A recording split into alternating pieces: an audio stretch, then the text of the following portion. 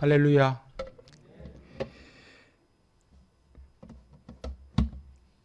우리 옆에 분 보고 인사합시다. 천배의 복을 누리시기 바랍니다.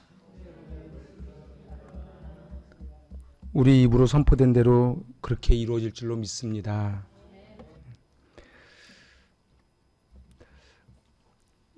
저희는 오늘 신명기 말씀을 통해 함께 은혜를 받고자 합니다.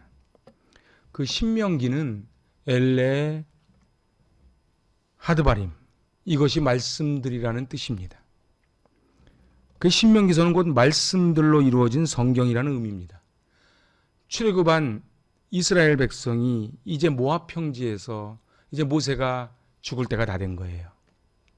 죽기 전에 지나온 시간을 돌아보고 또 앞을 돌아보니까 저 요단강 너머에 너무도 큰 난관들이 있는 거예요. 자기가 40년 동안 이끌어 왔는데 눈을 감지 못하겠는 거지요. 그래서 마지막 죽기 전에 이 백성들 이렇게 살았으면 좋겠다는 고별 메시지, 그 세 편의 설교로 이루어진 것이 신명기입니다. 그래서 성경을요, 좀 시간이 없는 분들은 출애굽기, 레위기, 민수기에 있는 내용이 신명기에 다 집약이 되어 있습니다. 광야 1세대가 시내산에서 언약을 통해 시내산 언약을 받습니다. 그래서 그 힘으로 살아왔는데 이제 광야 2세대가 된 거예요. 광야 2세대, 이제 그들로부터 태어난 광야 2세대가 그렇게 좀 살았으면 좋겠다. 믿음의 가문이라는 게 뭡니까? 바로 부모님의 믿음이 자녀에게 흘러 들어오는 걸 믿음의 가문이라 그럽니다. 저 어저께 어느 목사님 만났어요. 이렇게 여러 이야기를 하다가 어머님의 기도가 자기를 여기까지 오게 했습니다. 어머님은 다 그렇게 기도하셨습니다. 저희 어머님도 늘 그러셨습니다. 저희 어머니 집에서 주무시는 걸 본 적이 없어요. 이렇게 해서 처리하시고.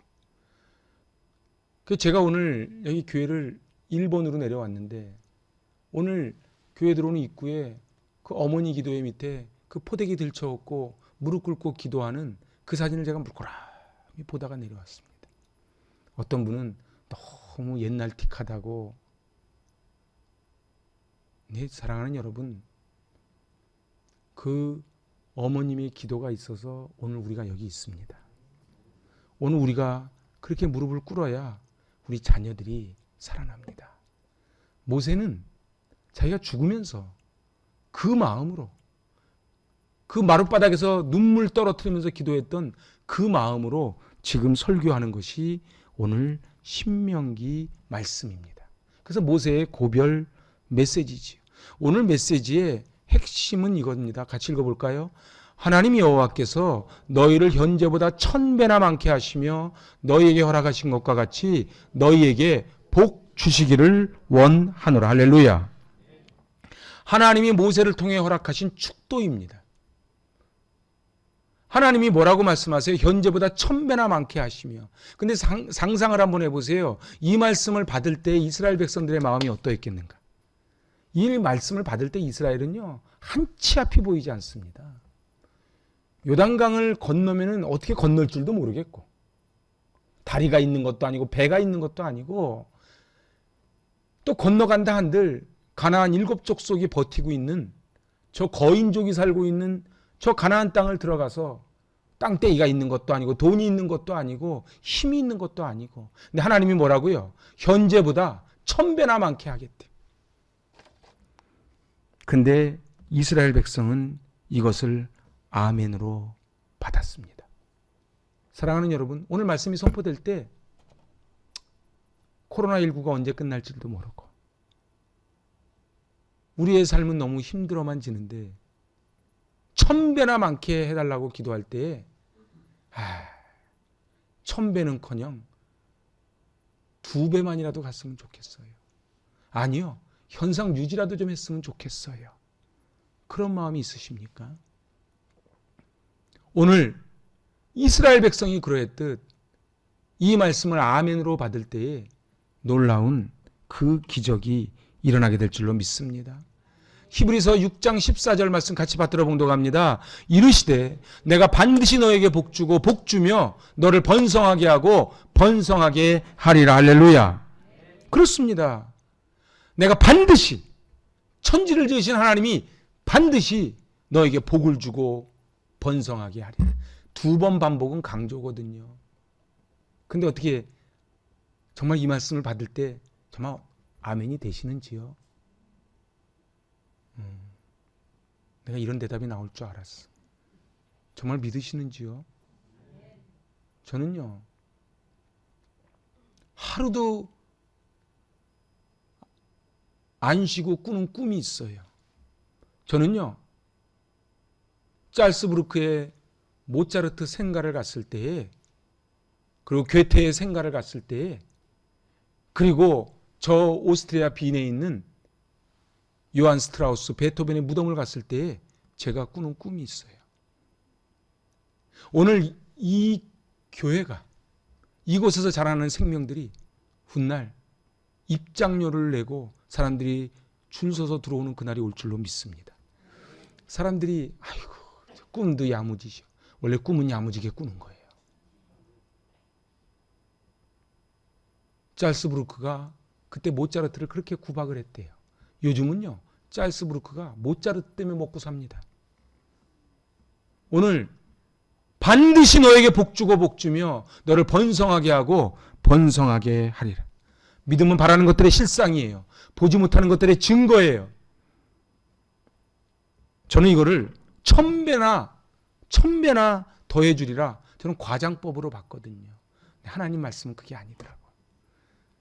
그래서 이것은 씨앗을 심는다고 저는 생각을 했습니다. 성지순례를 가면요, 선물로 뭐 줄 거는 없는데 꼭 줘야 되겠다 싶을 때 꼭 사오는 게 뭐냐면 겨자씨입니다. 요만한 겨자씨 그 비닐봉지에 넣어가지고 하나씩 줍니다. 겨자씨가요, 겨자씨만한 믿음만 있으면 이 산을 들어서 절로 옮기겠다. 예수님 말씀하셨어요. 저는 이렇게 시골 같은 데 가다 보면 몇백 년 된 나무들 있잖아요. 그 나무들이요, 처음에 요만한 씨앗이었습니다. 근데 그 세월이 흐르고 흘러 거목이 돼서 사람들의 쉼터가 되고 열매를 내어주고, 그리고 잎사귀는 약재료가 되지요. 저는 그 기적이 한국에서도 일어나는 걸 봤어요. 1900년 4월 21일 미국 뉴욕 카네기홀에서 세계 에큐메니컬 선교 대회가 열렸습니다. 그 선교 대회 때 한 선교사가 단에 올라가서 연설을 시작합니다. 그 선교사의 이름이 에비슨입니다. 이 에비슨이, 한국을 너무도 사랑했던 이 에비슨이 이제 한국에 와서 겪었던 것을 이제 그 앞에서 연설을 합니다. 그것은 바로 재중원에 관련된 거예요. 이 재중원이 설립된 것은요, 1884년 갑신정변이 일어날 때 민영익이 큰 부상을 당합니다. 그때 알렌이라고 하는 의사가 수술을 해서 고쳐주지요. 근데 고종 황제가 감동을 한 거예요. 이야, 서양 의술이라는 게 이렇게 대단하구나. 그래서 우리나라에도 병원이 좀 있으면 좋겠다 해서 세워진 게 재중원입니다. 이 에비슨 선교사님의 연설의 요지입니다. 안정적으로 40명 이상을 수용할 병원이 필요합니다. 조선은 선교사들이 활동하기에 제약이 많은 편입니다. 하지만 의료 선교만큼은 제재가 없습니다. 복음 실은 의술을 펼치려면 우선 제대로 된 병원이 필요합니다. 이렇게, 그러니까 한국에는 아무것도 없는 거예요. 이 에비슨이 지금 씨앗을 던진 거예요. 그때 한 신사가, 백발의 신사가 뚜벅뚜벅 단 위로 올라옵니다. 그의 이름이 세브란스입니다. 그리고 세브란스가 이렇게 말합니다. 병원이 필요하시다고요. 마침 선교지 어딘가에 병원을 짓기 위해 제가 기도하고 있었습니다. 그러면서 45,000달러, 지금 돈으로 약 100억, 사실 100억도 훨씬 넘는 돈인데 그거를 조선이란 나라가 어디 붙은지는 모르는데 쾌척을 합니다. 그리고 서울 중구 연세대 재단 빌딩 그 자리에 주택 그 부지 구입을 위한 $5,000를 따로 또 냅니다. 그래요. 지하 1층, 지상 2층 서양식 병원이 완공되고 그 병원의 이름을 세브란스 기념병원이라고 명명합니다. 그는 병원 운영에 절대 관여하지 않았습니다. 사람들 돈 내면 꼭 티를 내는 사람들이 있거든요. 그는 1913년 세상을 떠나면서 이런 유언을 남깁니다. 재산을 쌓아두지 마라. 반드시 필요한 곳에 정성을 다해 나누어 주어라. 그리하여 그 아들 존 세브란스가 1934년 숨질 때까지 약 124,500달러, 약 900억 원을 또 기부를 합니다. 대를 잇는 주는 기쁨을 성취한 것이지요. 어느 기자가 이 세브란스 살아생전에 물어봅니다. 도대체 왜 이렇게 기부를 많이 하시냐고. 그때 했던 세브란스가 유명한 말입니다. 받는 당신의 기쁨보다 드리는 저의 기쁨이 더 큽니다. 사랑하는 여러분, 저는 그래서요, 저 서울역 앞이나 이쪽에 세브란스 빌딩이나 아니면 신촌에 있는 세브란스 병원 앞을 지나갈 때 이 세브란스를 생각합니다. 저도 기도하죠. 우리 자녀들 중에서 큰 사업가가 나와서 저 아프리카나 중앙아시아 같은데 병원을 좀 세웠으면 좋겠다. 학교를 좀 세웠으면 좋겠다. 씨앗을 뿌리시기 바랍니다. 그러고서는 우리도 멋있게 말하는 거예요. 받는 당신의 기쁨보다 주는 나의 기쁨이 더 큽니다. 이게 기독교의 비밀이에요. 세상은요, 움켜잡는 사람이 돈을 버는데 떡을 물 위에 던져라 열어날개의 도로 찾으리라. 사랑하는 여러분, 예수님이 그러셨어요. 물질이 있는 곳에 너의 마음이 있다. 여러분들 씨를 심으실 수 있기를 바랍니다. 이 세브란스의 기부는 120년이 지난 지금 1000배가 훨씬 넘는 놀라운 열매를 맺지요. 그래서 저는 이런 생각을 했어요. 도대체 저 세브란스가 저 복을 받은 비밀이 뭘까? 그리고 돈이 많다고 다 하는 거 아니에요. 절대로 그렇지 않습니다. 저를 한번 따라하세요. 반응하는 것이 믿음입니다. 그 카네기홀에 여러 사람이 있었고 사업가가 많이 있었지만 세브란스만 반응을 했던 거예요. 오늘도 마찬가지입니다. 말씀이 선포될 때에 반응하는 사람이 있어요. 그래, 믿음은 결단입니다. 그래, 내가 멋지. 제가 오늘 팔로우미라고 하는 우리 나눌 책을 가지고 제가 쭉 다시 한번 보는 가운데 그렇지, 무리가 아닌 제자가 돼야지. 이 한 번밖에 없는 인생 멋지게 하나님 위해서 살아야지 하는 저도 나름대로의 그런 결단을 한번 해봅니다. 현재의 시간, 현재의 재물, 현재의 은사, 현재 나와 관계된 모든 것이 100배, 1000배, 10,000배의 결실을 가져올 수 있는 기적의 씨앗입니다. 자, 그러면은 1000배의 열매를 맺는 기적의 씨앗을 저는 3가지로 함께 은혜를 나누고자 합니다. 첫 번째입니다. 같이 해보시죠. 꿈의 씨앗이 기적의 씨앗입니다. 생각을 해보세요. 모세는요, 지금 모압 평지에서 지금 갈 바를 아지 못하는, 근데 지도자를 잃어요. 그래서 여호수아 1장에 두려워하지 말라, 담대하라 이렇게 얘기해요. 왜요? 다 두려운 거예요. 모세가 하나님 같은 존재였거든요. 그런데 그 모세가 이제 죽는 거예요. 이제 믿을 사람도 없어요. 지도자도 없어요. 그런데 꿈을 꾸라 그러는 거예요. 1000배의 열매를 맺는다는 게 무슨 소리예요? 꿈을 꾸라는 거예요. 이것이 하나님의 꿈이고 모세의 꿈이었습니다. 모세는 이 꿈이 백성들에게 심겨지기를 원했습니다. 흙벽돌이나 굽고 마늘이나 먹고 그냥 죽으라면 죽는 노예, 430년 노예였던 저 이스라엘 백성이 이제 출애굽을 한 거예요. 그런데 나와 보니까 너무 고생이 되거든요. 그래서 차라리 애굽대가 좋았다고. 차라리 애굽대가 좋았다고. 그런데 그들을 향해서 말씀하는 겁니다. 꿈을 가져라. 꿈을 가져라. 사랑하는 여러분, 꿈을 간직하시기 바랍니다. 그러면 기적이 일어납니다. 저를 한번 따라 하실래요? 기적은 꿈꾸는 자의 것입니다. 아멘. 맞아요. 기적은 꿈꾸는 자의 것이에요. 사랑하는 여러분, 사람들은 말합니다. 아유, 너희가 뭐를 하겠냐고. 저는 어저께도 어느 목사님 만나서 한참 대화하면서 그런 얘기했어요. 저는 하나님께서 이 코로나19를 통해서 우리를 당금질하여 얼마나 크고도 위대한 일을 하나님께서 이루실 것을 저는 믿는다 그랬어요.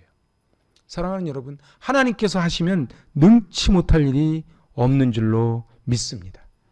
잠언 29장 18절입니다. 묵시가 없으면 백성이 방자에 행하거니와. 제가 영어 성경을 올려놓은 거는요. There is no vision. 비전이 없으면요. The people perish. perish가 뭐예요? 폭삭 망하는 거예요. 오늘 비전이 없으면 폭삭 망하는 거예요. 지금 좀 잘 산다고요. 우리나라요.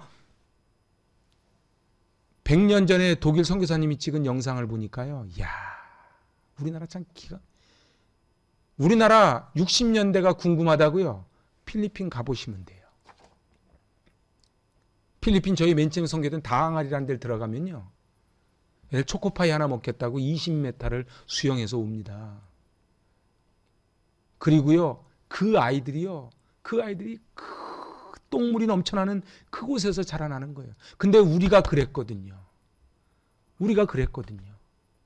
그런데 우리나라가 G7에 초대받고 세계 10대 교육국이 되고 어디 가든지 한국 가전제품이 전시장 앞을 차지하는 그런 나라가 됐어요.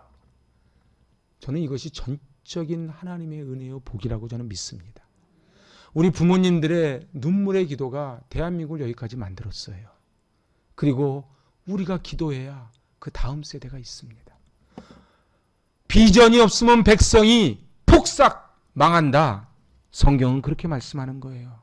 사랑하는 여러분, 비전, 꿈을 간직하시길 바랍니다. 제가 말하는 꿈은 비전을 이야기합니다. 그냥 밤에 자다가 퍽 깨는 꿈이 아니고 비전을 말합니다. 비전은 보이는 겁니다. 비전은 반드시 이루어진다고 믿는 것입니다. 오늘 두 번째입니다. 1000배의 열매를 맺는 기적의 씨앗. 두 번째 시작. 말씀의 씨앗이 기적의 씨앗입니다. 아멘. 1000배나 많게 하시고 허락하시겠다는 것은 말씀의 씨앗이에요. 사랑하는 여러분, 이 말씀은요. 제가 중국에 갔을 때 그 로스 선교사가 맨 처음 번역한 그 교회가 하나 있어요. 거기 가면 역대 담임 목사 쫙 사진을 걸어놨어요. 우리나라는요. 선교사님 들어오기 전에 성경이 이미 번역된 나라입니다. 별로 아멘을 안 하시죠? 얼마나 이게 대단한 일인지. 우리나라는 선교사님 들어오기 전에 이미 세례받겠다고 줄 서 있던 나라입니다. 세계 선교 역사상 우리나라 같은 나라가 없습니다. 기독교는 말씀의 종교입니다. 하나님이 천지를 말씀으로 지으셨고요. 요한복음에 말씀이 육신이 되어 우리 가운데 거하십니다. 며칠 전에 제가 스터디 모임을 갔더니 한 목사님이 그러더라고요. 야, 요즘은 코로나라서 신방 갈 데도 없고 그래서 계속 말씀을 보는데 말씀을 보니까 기도가 바뀐대요. 말씀을 보니까 상황은 어려운데 그 은혜가 넘친대요. 사랑하는 여러분, 오직 말씀입니다. 그래서요, 이 말씀을 통해서 말씀을 받아야 돼요. 저도 새벽에 일어나서 유튜브로 시편 묵상 하나 듣고 제가 시편 필사를 쭉 하다 보면 그 몰려오는 그 은혜가 있어요. 사랑하는 여러분, 말씀으로 은혜를 많이 받으시길 바랍니다. 말씀밖에 없어요. 오늘 그래서 말씀은 기적의 씨앗입니다. 우리 아이들에게요, 말씀을 심어주세요. 말씀을 심어주세요. 그러면 그 씨앗이 큰 나무가 될 줄로 믿습니다. 우리 이 말씀 한번 받들어 본 거예요. 베드로전서 1장 23절 시작. 너희가 거듭난 것은 썩어질 씨로 된 것이 아니요 썩지 아니할 씨로 된 것이니 살아있고 항상 있는 하나님의 말씀으로 되었느니라. 할렐루야. 이 씨는요 썩어질 씨가 아니고요, 이 씨가 살아있고 관절과 고수를 찔러 쪼개고 교훈과 책망과 바르게 함, 의로 교육하기에 유익한 그 말씀이라는 거예요. 이 말씀이 들어가면요, 바이킹 나라가 신사의 나라가 된 거예요. 미국이 언제부터 미국이라고요? 말씀이 들어가서 그래요. 말씀 빠져나가면요, 인간은요, 뭐 괴물로 변합니다. 여러분들 안 그럴 것 같죠? 교회를 다니지 마시고 예수를 나의 주인으로 모시고 사시길 바랍니다. 교회만 그냥 다니는 거는요, 교회를 몇십 년 다녀도 몇 대째 예수를 믿어도 왜 변화되지 않냐고요? 말씀이 안 들어가서 그래요. 말씀이 들어갔는데 안 변해요? 그건 기적입니다. 그래서 사형수가 말씀이 들어가니까 전도자가 되는 거예요. 말씀이 들어가면 놀라운 기적이 일어납니다. 이사야 55장 11절입니다. 시작. 내 입에서 나가는 말도 이와 같이 헛되이 내게로 되돌아오지 아니하고 나의 기뻐하는 뜻을 이루며 내가 보낸 일에 형통함이니라. 아멘. 내 입에서 나가는 말이 뭐예요? 그게 말씀이에요. 오늘 그래서 마가복음 4장 14절에 말씀은 씨앗이라고 말합니다. 여러분 잘 보세요. 말씀이 씨앗입니다. 그래서 제가 꼭 우리 성도를 한 분 한 분을 놓고 기도할 때 기도하는 게 있어요. 여러분들 이 말씀은 듀나미스, 다이나마이트 같은 힘이 있는 줄로 믿습니다. 그런데 문제는 뭐냐면 밭이에요. 길가밭, 돌짝밭, 가시덤불밭은요 열매가 나질 않아요. 왜 말씀을 매일 설교를 듣는데 왜 안 변하냐고요? 우리 마음이 돌짝밭, 길가밭, 가시덤불밭이라서 그래요. 말씀을 들었는데 은혜가 안 돼요. 반응이 안 돼요. 왜 그런 줄 아세요? 그냥 그렇게 아시면 돼요. 길가밭, 돌짝밭, 가시덤불밭. 그래서 예수님이 그러셨어요. 말씀은 씨앗이다. 말씀이 심겨졌어요. 말씀이 심겨지면은 어떤 분은 똑같은 말씀을 받고 문준경 전도사님 같이 세브란스처럼 저렇게 변할 수도 있고, 어떤 사람은 말씀을 그렇게 들으면서도 안 변하는 거예요. 그래서 늘 여러분 기도하셔야 돼요. 내 마음밭을 기경시켜 주시옵소서. 마음밭이. 내 남편이 안 변한다고요. 내 아내가 안 변한다고요. 우리 애들이 안 변한다고요. 마음밭이 기경돼야 돼요. 여러분들 농사 짓는 농부들이 절대로 봄이 되면은 그냥 씨 뿌리지 않습니다. 반드시 뒤집어 엎습니다. 왜 뒤집어 엎어요? 뒤집어 엎어서 밑에 고운 흙이 나와야 심었을 때 열매가 나지요. 사랑하는 여러분, 그래서 교회 오실 때요, 그냥 왔다 갔다 하지 마시고, 하나님, 제 마음밭에 지금 미움, 다툼, 시기, 질투, 분노가 있습니다. 그러면 말씀이 들어가도 열매가 안 맺어요. 그래서 싹 엎어서 고운 밭이 되게 해달라고 꼭 기도를 하시길 바랍니다. 저도 꼭 그렇게 기도를 합니다. 그래서 마지막 세 번째입니다. 1000배의 열매를 맺는 기적의 씨앗은 세 번째 시작, 믿음의 씨앗이 기적의 씨앗입니다. 하나님이 1000배나 많게 하겠다는 것은 꿈꾸는 것이 아닙니다. 말씀만 그러는 게 아니에요. 믿음을 말하는 거예요. 사랑하는 여러분, 그래서 믿음은 바라는 것들의 실상이에요. 보지 못하는 것들의 증거예요.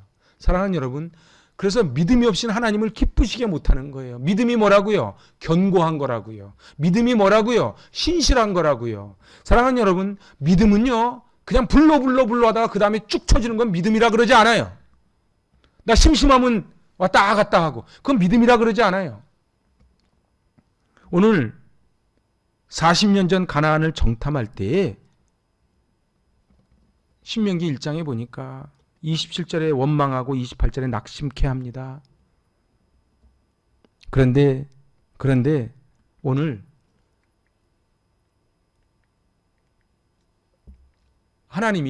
하나님께서 너희를 현재보다 1000배나 많게 하시겠다 그런 거예요. 오늘 36절을 좀 주목해서 보시기 바랍니다. 시작. 오직 여분네 아들 갈렙은 온전히 여호와께 순종하였은즉 그는 그것을 볼 것이요 그가 밟은 땅을 내가 그와 그의 자손에게 주리라. 할렐루야. 오해하지 말고 들어주세요. 제가요 목사님들 만나서 오래 목회한 분들을 만나보면요 똑같이 하는 소리. 이거는 목사님들끼리 그냥 하는 얘기예요. 온전히 순종하고요 온전히 섬기는 자는요 그 자손이 받는 복이 있다는 거예요. 그 교회가 받는 복이 있다는 거예요. 사랑하는 여러분, 그냥 아멘 하기 싫으면 안 하셔도 돼. 근데 아멘 하는 자만 그 복을 받게 될 줄로 믿습니다. 그 밟은 땅을 그의 자손에게 주겠대요. 갈렙이 순종함으로 그 자손들이 복을 받는 거예요. 룻이 붙쫓아감으로 증손자 다윗이 나온 거예요. 제가 늘 물어보죠. 여러분들 보아스랑 룻이 자기 증손자가 다윗이 될 줄 알았을까요? 놀부가 제비다리 부러뜨리듯이요. 아, 붙쫓아가면은 내 증손자한테 뭘 준다고 그렇게 쫓아가는 게 아니에요. 흥부처럼 가는 거예요. 그냥 붙쫓아가는 거예요. 저는 제가 꿈꾸는 꿈이 있어요. 그래서 제가 어저께도 어느 목사님 만나서 그랬어요. 나는 우리 교회 성도님들이 너무 고맙고 자랑스러워요. 사랑하는 여러분, 이 교회는요, 작지만 결코 작지 않은 교회, 하나님의 뜻을 놀랍게 행할 그 교회가 될 줄로 믿습니다. 그래서 기적은 믿음의 씨앗이에요. 8장 13절에 이렇게 말씀합니다. 예수께서 백부장에게 이르시되 가라 내 믿음대로 될지어다 하시니 그 즉시 하인이 나으니라. 할렐루야.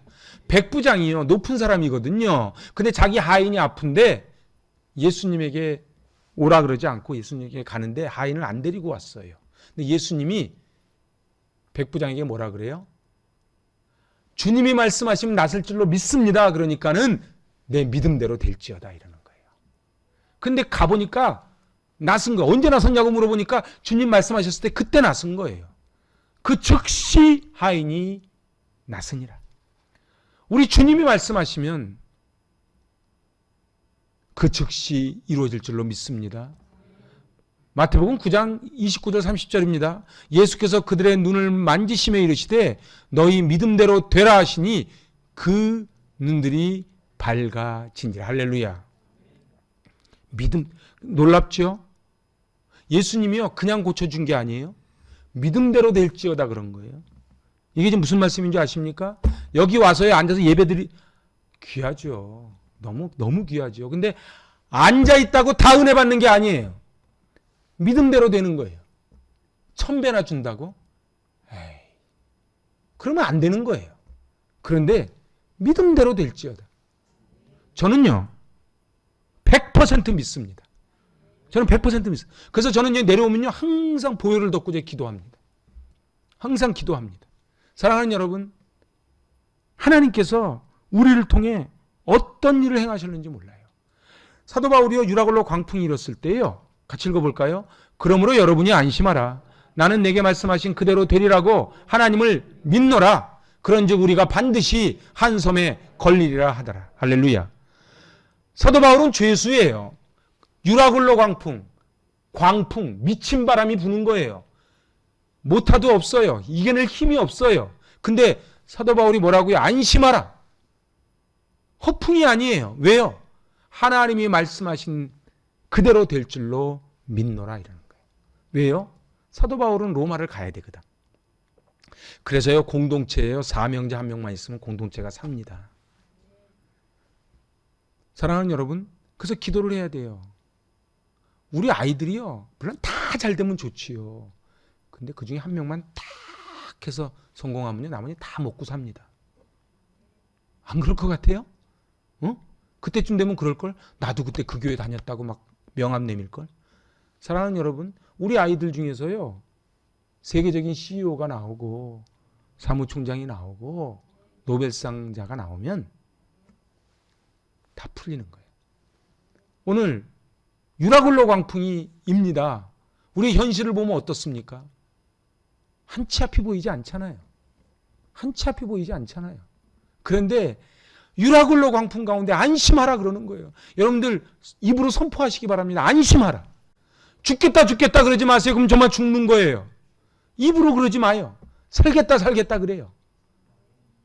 안심하라. 그래서요, 여러분들 때문에 주변이 평안해졌으면 좋겠어요. 그냥 용서하고 들어주세요. 제가 며칠 전에 어느 목사님 만났더니 저보고 그러더라고요. 목사님 만나면 힘이 나요. 목사님 만나면 정말로 뭐든지 다 될 것 같아요. 그러면서 딱 한마디, 목사님 회갑이 지나셨다면서요? 제가 볼 땐 40대 중후반밖에 안 돼 보여요. 이러더라고요. 아멘 한 자만 복을 받을 줄로 믿습니다. 사랑하는 여러분, 여러분을 누군가 만났을 때 힘이 나야 돼요. 여러분을 누가 만났을 때 저분한테 무슨 좋은 일이 있나 봐. 이랬으면 좋겠어. 너무 죽겠다 그러지 마요. 그럼 죽을 일 쌓여요. 여러분들 있잖아요. 그래서 우리는 그리스도의 향기가 나는 거예요. 제 방 목양실에요. 한 보름 전에요. 그거 뭐라 그럽니까? 이렇게 막대기 딱 꼽으면 향내 나는 거 있잖아. 하여튼 뭐 그런 거 있어. 나 잘 모르는데 하여튼 막대기 딱 꼽으면 이렇게 향내 쭉 나는 거 있죠. 하여튼 뭐 그런 게 제가 그거 하나 갖다 놨는데 목양실만 딱 문 열고 들어가면요. 향내가 샥 나는 거예요. 숨기지 못하리라. 여러분 우리가 예수를 믿는다는 거는요. 예수의 향기가 드러나는 거예요. 깜짝 그렇게 교회를 오래 다녔어요? 그러면 안 되는 거예요. 응? 권사님이셨어요? 사랑하는 여러분, 우리 얼굴이 우리 인생입니다. 우리 얼굴이 우리 인생이에요. 뭐 저도 그렇게 뭐 자신 있게 얘기를 못하지요. 그렇지만 분명한 건 얼굴이 뭐예요? 얼의 굴이에요. 얼에 튀어나오는 거. 그래서 얼굴 아무리 화장을 하고요, 삼겹으로 덮어도요, 이걸 감추지 못합니다. 우리 얼굴에 꽉 기쁨이 샘솟았으면 좋겠어. 오늘 1000배나 더하는 축복의 내용은 첫 번째는 숫자의 복이에요. 창세기 22장 17절입니다. 시작. 내가 내게 큰 복을 주고 내 씨가 크게 번성하여 하늘의 별과 같고 바다에 모래 같게 하리니 내 씨가 그 대적의 성문을 차지하리. 네 자손이 우두머리가 될 거라는 거예요. 성문을 차지할. 하늘의 별, 바닷가의 모래처럼 많게 할. 이때 아브라함의 상황은요. 깜깜했던 상황이에요. 근데 하나님이 말씀을 먼저 선포해 주시는 거예요. 하나님이 우리 행복이 가득한 교회를 향해서 말씀하시는 거예요. 행복이 가득한 교회에서 자라는 아이들이 훗날 성문을 차지하는 우두머리들이 되리라. 하나님이 그 복을 주시겠다는 거예요. 그 다음에 두 번째 받는 복이 뭔지 아십니까? 물질의 복입니다. 같이 한번 읽어봅니다.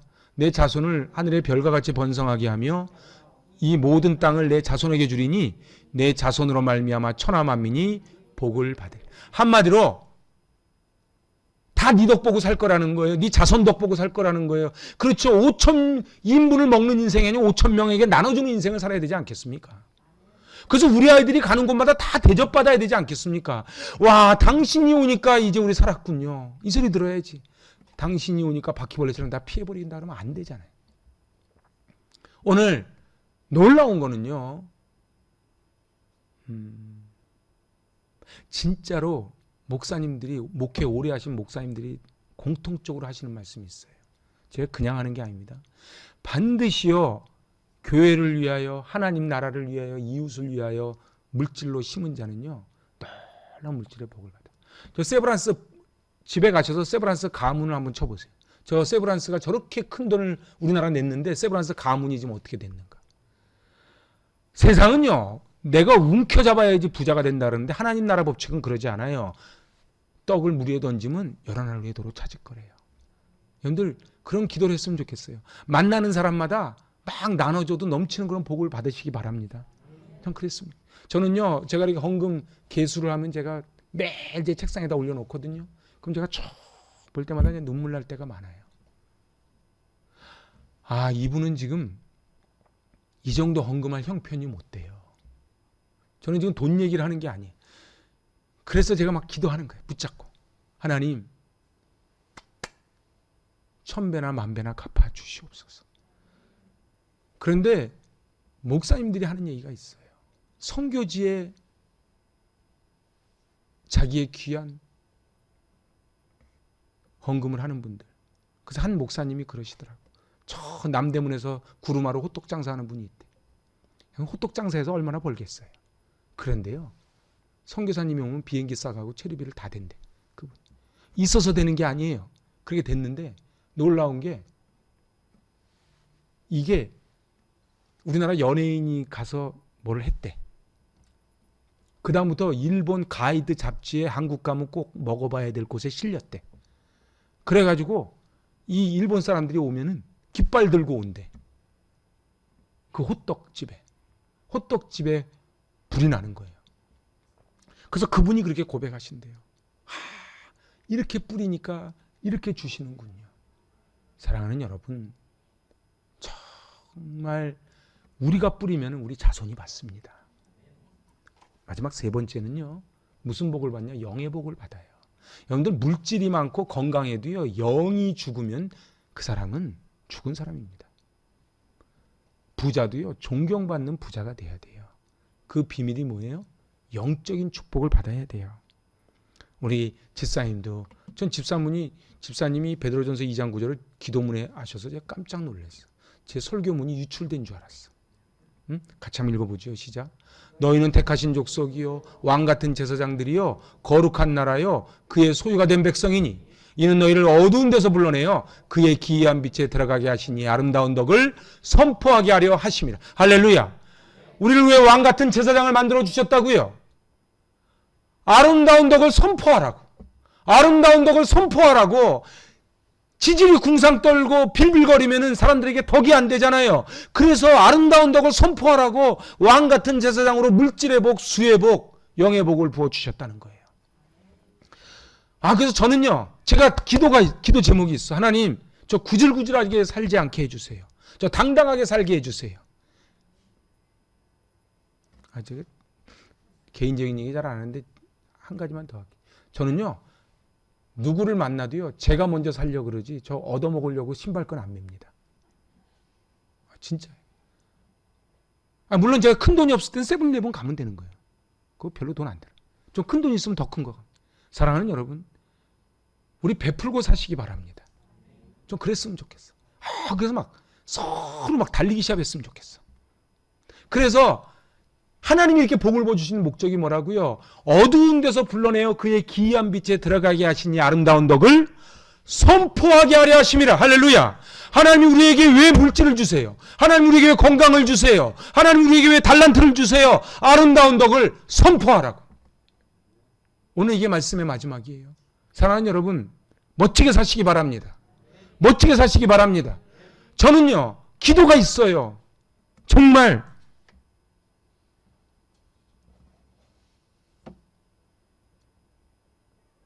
제 덕분에, 여러분 덕분에, 여러분 자녀들 덕분에 주변이 행복해졌으면 좋겠어요. 그래서 제가 매일 기도하는 거예요. 같이 좋은 교회를 넘어 위대한 교회로. 위대한 가정 믿음의 가문 되게 하여 주시옵소서. 우리끼리 행복한 가정, 우리끼리 문 닫아놓고서는 배달 음식 시켜 먹는 가정 말고 위대한 가정, 아름다운 덕을 선포하는 가정, 믿음의 가문, 나 때만 잘 사는 게 아니고 내 자식의 자식을 보는 그런 가문을 세우는 그런 복을 꼭 누리시기를 축복합니다. 그래요. 우리 짧은 인생 얼마나 빨리빨리 가는지 몰라요. 정말이에요. 제가 회갑이 넘을 줄 누가 알았겠어요. 아무리 나이가 숫자에 불과하다 그래도. 그런데 저는요, 늙어가는 게 하나도 마음에 적하지 않아요. 하나님 앞에 열매를 올려. 아직도 남은 시간이 얼마나, 아직도 12척의 배가 남아있는데 뭘 자꾸 지난 얘기만 해요. 우리 오늘 위대한 인생, 위대한 성도, 위대한 가정, 위대한 교회를 이루어 나가시기를 바랍니다. 우리 마지막으로 이 말씀 읽고 오늘 말씀 마칩니다. 사람이 무엇으로 심든지 그대로 거두리라. 아멘. 기도합니다. 하나님 앞에